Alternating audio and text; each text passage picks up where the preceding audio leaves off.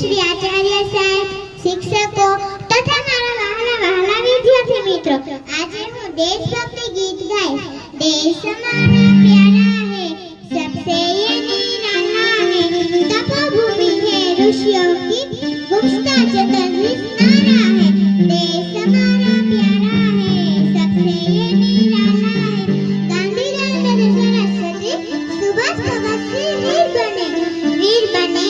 वीर बने, नाम अमर कर चले गए। देश हमारा प्यारा है, सबसे ये निराला है, हिंदू मुस्लिम सिख ईसाई रहते जैसे भाई भाई।